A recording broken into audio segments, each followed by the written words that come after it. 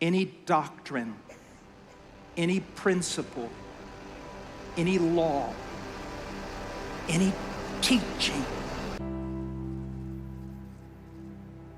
that is placed beside the gospel are given more emphasis than the gospel, no matter how harmless it may be in itself, immediately turns into a doctrine of demons.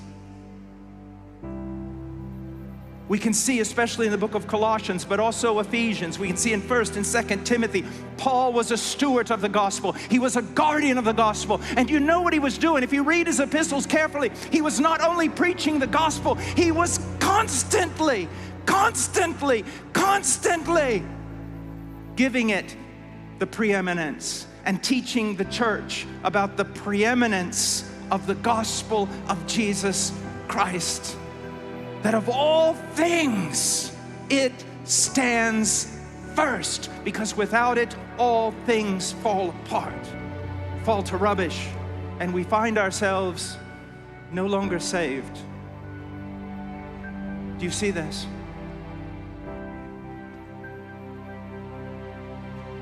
There are many good things.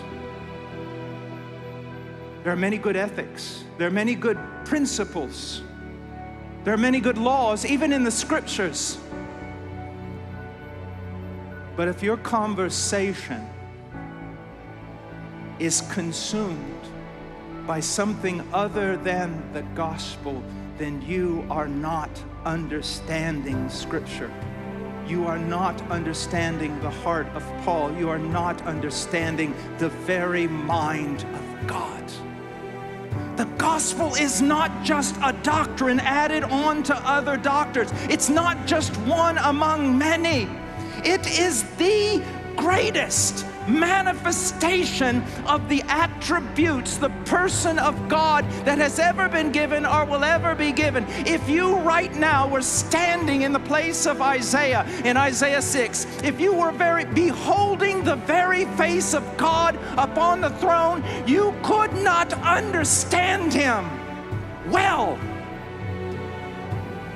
unless you also understand the gospel, because it is there he is revealed. The greatest of all questions. One of my favorite books that has ever been written. It's rather lengthy, but it's worth it.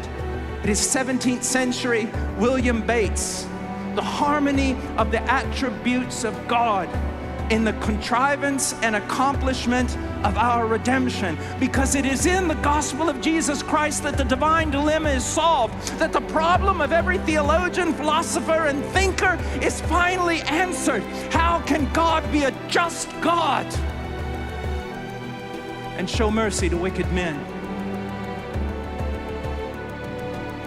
You see, earth's problem is how can God judge? Heaven's problem is altogether different. How can God save, pardon wicked men, and still maintain his righteousness? And the answer is in the gospel, where God becomes a man, goes to a tree, and bears the sin of his people. And with that sin, the curse.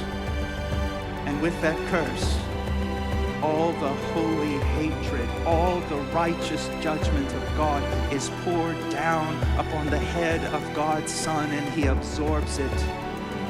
He satisfies justice, so it no longer has a demand against God's people, and God can be just and the justifier of wicked men. Never put anything above the gospel of Jesus Christ.